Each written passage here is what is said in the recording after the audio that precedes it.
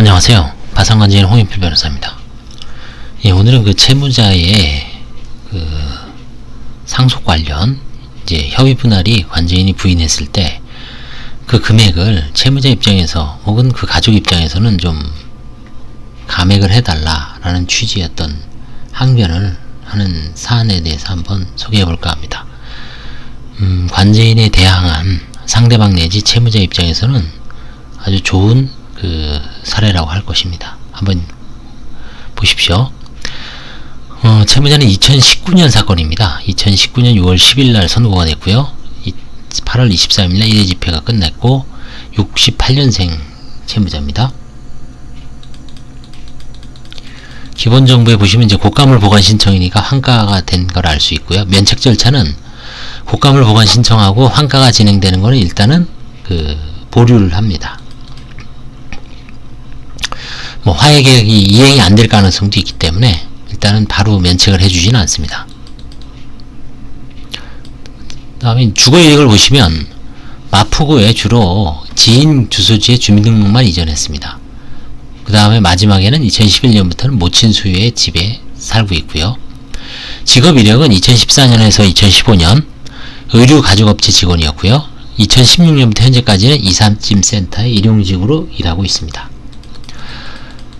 파탄시킨 원인은 가죽 내지 의류공장을 다니다 이삿짐센터에서 임부로 일을 하게 되었으나 일이 많지 않아 힘들게 살고 있는 상황이고, 또한 카드를 사용하다가 돌려막기 끝에 채무를 갚지 못했다고 진술하고 있습니다. 이게 전형적인 원인이죠. 사실은 과거의 신청 몇 가지는 볼 거 없습니다. 쭉 이제 파산 채권은 8,400이고요.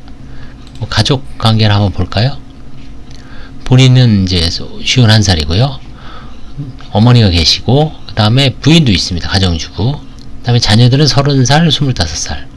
뭐 개인 사업을 운영하고 있어요. 사대리차. 그 다음에 딸은 어린이집 교사고.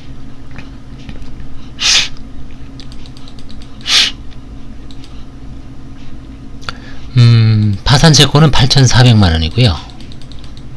뭐 특이한 거는 없습니다. 그래서 이제 여기까지 뭐 특이한 거 아무것도 없고요. 마지막에 이제 보고서를 한번 보겠습니다. 뭘 관제인이 하는지 그 부분만 이거 뭐 쭉 내려가십시오. 그냥. 자, 관제인의 종합 의견을 한번 보겠습니다. 상속재산 협의 분할이 이제 부인 대상입니다. 무슨 얘기냐면 아버님이 2011년 3월 21일 날 돌아가셨어요. 사망 후 주택, 마포구에 있는 단독주택입니다. 아니 뭐 단독주택이라고 하면 빌라죠. 조그만 빌라, 지층입니다. 반지하. 단독으로 모친이 취득을 했습니다. 상속인은 모친을 비롯하여 3형제입니다.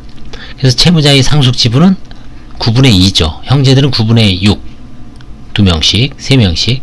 그 다음에 어머니가 9분의 3입니다. 빌라 가액은 뭐 따져보니까 한 1억 2천 정도로 됐고, 설정 있는 채무가 5,400만원. 아버님이 물려주신 채무를 실제 아직까지 다 갚지 못하고 이자만 내고 있는 것 같아요.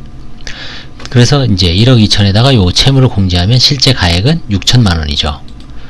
6천만원 곱하기 9분의 2 하면 1333만원입니다. 채무 5,400만원은 일부는 부친 사망 당시 설정되어 승계된 채무이고, 그 일부를 모친이 대출받아 생활비 등으로 사용하고 있다고 하고 있습니다. 2011년 상속 당시 채무자는 이미 채무 초과가 되어 경제적 파탄 상태였음이 명백합니다. 왜? 파탄 시점이 2003년경이거든요. 그래서 상속재산 협의 분할 행위로 자신이 지분을 제로로 만든 행위는 부인권 대상입니다. 만약에 이게 부인권 대상이 안 되려면 어떻게 한다 그랬어요? 가정법원에다가 정식으로 상속 포기 심판 청구를 해야 됩니다. 그건 가정법원의 판사가, 요즘은 사법보좌관이죠. 과거에는 판사였는데 지금은 사법보좌관 업무로 바뀐 것 같습니다. 사법보좌관이 상속 심판 인용 청구를 인용하면 나의 상속에서 완전히 배제되기 때문에 신분행위라고 볼 수가 있습니다. 신분행위로 봐요. 재산행위가 아니라. 그래서 이 집안에서 완전히 상속을 배제하는 그런 신분행위이기 때문에, 그런 경우에는 이 상속재산 협의 분할 행위는 재산행위거든요. 재산적 행위는 부인 대상이 되지만 신분 행위인 상속 포기는 이거는 할 수 없다. 이게 대법원 판례가 아주 명확한 취지입니다. 비판도 있지만 현재로선 그래요. 그래서 1333만원을 반환받아야 되는데 어렵죠. 다 채무자 및 모친. 그래서 이럴 때는 할인을 좀 해줍니다. 뭐 800을 하나, 900을 하나, 1000을 하나, 700을 하나, 600을 하나. 특별하게 채권자들이 이의제기를 안 하지만 그래도 이제 뭐 또 너무 또 낮으면 안 되니까요. 그래서 적절하게 800만원을 이제 시기도 정해야죠. 시기도 정하고 빨리 끝내야 되니까. 그래서 이제 반제인이 800을 놓으면 부인 청구를 포기하고 이 화해계약대로 이제 이행이 되면 이 돈은 채권자들을 위해서 나눠주는 겁니다. 물론 법원의 허가를 받아야지 이게 효력이 생겨요. 화해계약은 판사님이 노 하면은 허가를 안 하는 경우도 있습니다. 무조건 뭐 관제인이 한다고 허가하는 게 아니에요. 뭐 금액이 낮거나 아니면 뭔가 특별한 변수가 있을 때 판사가 거부하는 경우가 있어요. 그때는 참 난감하지만 다시 뭐 조율을 하거나 뭔가 좀 이례적 요소를 좀 제거를 하고서 다시 해야 됩니다. 그래서 이 화해계약도 간혹 불허가 나는 경우가 있기 때문에 상당히 좀 신경이 쓰입니다. 그래서 이 금액을 마음 같아서는 그냥 뭐 한 3, 400으로 해주고 싶어도 글쎄 뭐 관제인이 수입도 영향을 솔직히 말해서 뭐 받는다고 할 수밖에 없습니다. 왜? 많이 환가돼야지 많이 보수를 받으니까요. 그건 뭐 당연한 거 아니겠습니까? 그래서 이제 이런 거에서 이 좀 1330에서 1000을 하겠다고 하면 고집을 부리면 1000은 해야 되겠죠. 소송으로 갔을 때는 1333만원 이상이 인용될 수도 있습니다. 이 부동산 값이 이 빌라가 안 올랐다 그래도 그쵸? 그래도 그런 변수가 있기 때문에 그래서 이제 항상 적절한 게 가장 어렵습니다. 이 힘 조절하는 게 너무 많이 하면 채무자 및 이 어머니가 힘들어지고 또 너무 적게 하면 채권자들이 그쵸 가져갈 게 몫이 적고 관제인의 어떤 수입도 적어드리는 효과가 있기 때문에 가장 어렵습니다. 그 힘 조절하는 게. 이제 이외에 다른 재산은 없습니다. 그래서 이삿짐센터 일용직으로 생계를 유지하고 있고요. 이삿짐센터도 이게 지금은 참 어렵죠. 코로나로 지금 완전히 작살났고 그 다음에 이사를 잘 안 가죠. 지금 이 부동산이 거래가 활발해지거나 지금 전세가 올스톱 했잖아요. 그렇죠? 정부의 어떤 그 부동산 임대차 3법이 지금 효과를 발휘하기 전에 뭔가 좀 시장이 경색이 됐죠. 그래서 전세나 전월세가 좀 활발히 움직이기 전에는 이삿짐 센터나 이런 데서 일이 별로 없죠. 그래서 하여튼 이런 경우에 제가 여기 쓰지는 않았습니다. 채무자 및 모친의 경제적 형편을 고려하여 이건 이제 판사한테 보고하는 거니까 800을 하겠다라고 했지만 실제로 이제 허가서 화해계약 허가서 쓸 때는 이제 뭐 이걸 토대로 해서 좀 더 자세하겠습니다. 어머니가 뭐 고령으로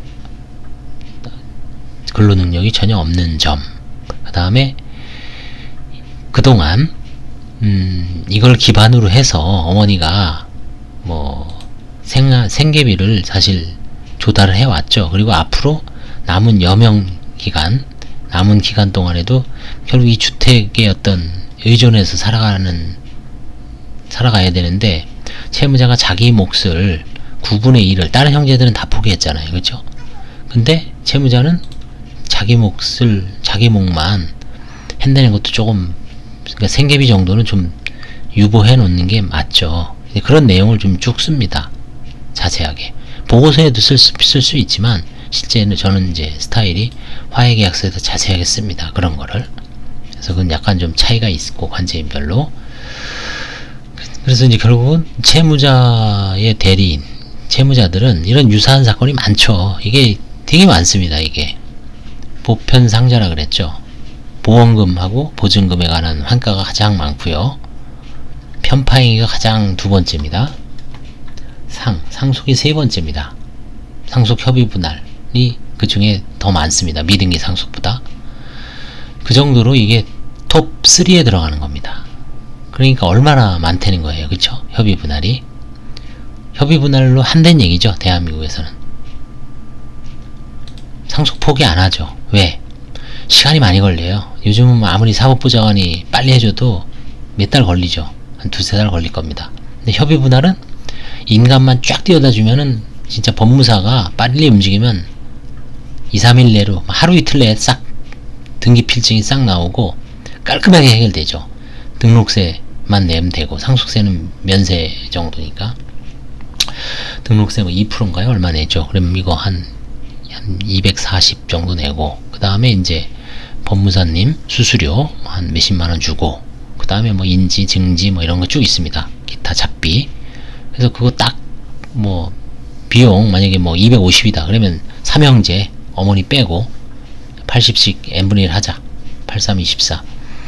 그 다음에 이제 법무사한테 유임하는 등기, 그쵸? 필증, 신분증 4번 이런 거 다 해주고, 가족관계증명서 다 띄워주고, 등기에 필요한 서류 띄워오라 그러면 딱 띄워다 주면 그냥 그야말로 한 뭐 2, 3일 내로 어머님 이름으로 딱 찍히죠. 만약에 형으로 했다, 형 이름으로 찍히고 채무자 이름으로 했다 할 일은 없겠지만 그 정도로 비용이 싸고 간편하죠. 신속한 걸 좋아해죠. 빨리 현상이, 한국 사람들은 아버님 돌아가시고 3일장 치르고 그리고 이거 빨리 어머니 명의로 했으면은 빨리빨리 하는 걸 좋아하죠. 그 사이에 뭔가 무슨 변수 같은 걸 생각을 안 해요.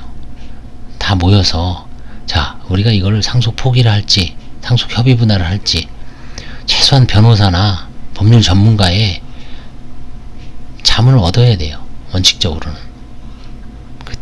이거보다 중요한 게 어디 있어요. 그래서 자식들 중에서 망한 놈은 있는지, 여기서는 채무자가 망한 거 아닙니까? 그럼 너는 상속 포기를 하라. 나머지 형제들은 협의 분할을 하고. 이게 다 참 돈 들어가니까, 그쵸? 변호사 모시려면 출장 상담 뭐 한 또 몇십만원 줘야죠. 그게 싸죠. 지금 이게 800만원이에요. 그쵸? 그때 그 변호사를 돌아가실 때, 그쵸? 이때 변호사를 딱 모셔다가 어떻게 해야 됩니까? 그쵸? 변호사 선생님한테, 그쵸? 변호사한테 자문을 얻어야 돼요. 우리가 지금 삼형제가 지금 이런 처지고 어머니는 이렇고, 이런 거를 이제 앞으로는 좀 더 포괄적으로 자문해주면 이거를 한국주택금융공사에 넣어서 어머니가, 자식들이 어려우면 어떻습니까? 노령연금으로 어머니를 이제 하셔야 되겠죠. 생계를. 자기들이 부양료 내는 게 힘들다 그러면 이건 한국주택금융공사하고 협의해서 노령연금을 하든지, 그 다음에 그렇게 이제 할지 아니면 그냥 대출을 받아서 할지, 그건 일단 정해고, 두 번째, 이 채무자는 상속 포기할지 협의 분할할지. 그렇죠? 그래서 자식 중에 좀 망한 친구들은, 망한 자식은 상속 포기를 하고, 시간이 좀 걸리죠. 한 달, 두 달. 비용은 많이 드는 게 아니에요. 법무사, 뭐 변호사 수수료고 몇십만원. 그 다음에 이제 등기 맡기고, 그 두 가지를 정해야 돼요. 돌아가시면. 그쵸? 그리고 이제 장례비, 그쵸? 장례비 명확하게 해놓고, 그 다음에 이제 지금 이 상황에서는 아버님이 그 재산을 물려줬죠. 근데 이 반대의 상황, 빚만 물려줬다. 그러면 자녀들은 상속 포기할지 한정승이라 할지, 그쵸? 그 다음에 이걸 그냥 민법에 의해서 변제할지, 최근에 유행하는 상속재산 파산 신청을 할지, 다 그 비교 형량을 해야 돼요. 비용하고 장단점이 다 있습니다. 그걸 변호사도 제대로 모르는데 그 변화무쌍한 조화를 일반인들이, 그쵸? 이 법률의 어떤 날실, 시실이 있잖아요. 가로 세로로 얽혀 있어요. 그래서 어려운 겁니다. 이게 다 이해관계가 제각각이어서. 그래서 만약 이때 상속 포기를 했으면 이 채무자는 800만원, 그쵸? 그러니까 이 당시에 변호사를 100만원, 200만원이 싼 겁니다, 사실은. 나중에 그거 아끼려고 하다가 800만원, 1000만원 때려 박아야 되잖아요. 그쵸? 그리고 여기서는 또 이 800만원이 싸요. 왜? 이게 만약에 이제 어머니가 나중에 또 돌아가셨어요. 그때는 삼형제가 3분의 1씩 또 다시 상속을 받아야 되죠. 빚가리하고. 그때 채무자가 파산 면책을 못 받았어요. 만약에 여기서 이걸 때려치우고 자기가 안 해서. 그때 다시 상속 포기를 또 해야 돼요. 또 별도로. 그럼 자기 몫은 못 받아요. 나머지 형제들이 2분의 1씩 갖는 거죠. 그런 여러가지 변수가 있기 때문에 제가 오늘 좀 길게 했습니다. 협의분할과 상속 포기 차이점, 그 다음에 적극재산이 많은 경우에는 이제 이런 식으로 노령연금, 주택금융사의 노령연금도 생각을 해보셔야 되고, 협의분할의 어떤 적정성, 그 다음에 채무가 많은 자식은 상속 포기를 해야 되고, 그 다음에 재산이 전혀 없는 마이너스 재산이다. 상속 포기할지, 한정승인할지, 한정승인 후 상속재산 파산 신청을 할지 말지, 여러가지를 고려를 해서, 이거는 뭐 제가 기존 유튜브에도 많이 했습니다만 오늘 이런 사례가 있기 때문에 다시 한번 중언부언 많이 강조하는 거는, 많이 듣고 좀 깨우치란 얘기입니다. 뭔가 이제 변호사나 이 변호사가 많잖아요. 지금은 3만 명이 넘어요. 이제는. 그래서 이제 뭐 유료 상담을 해서 몇만원 주고 한번 상담을 해보고 적극적으로 하셔야 돼요. 그러지 않으면 돈이 그냥 뭐 그대로 다 몇백만원, 몇천만원이 날아갑니다. 그래서 이런 높아지면서 말씀드리니까 하여튼 잘 자문을 얻는 습관을 항상 이제 드리는 게 결론입니다. 감사합니다.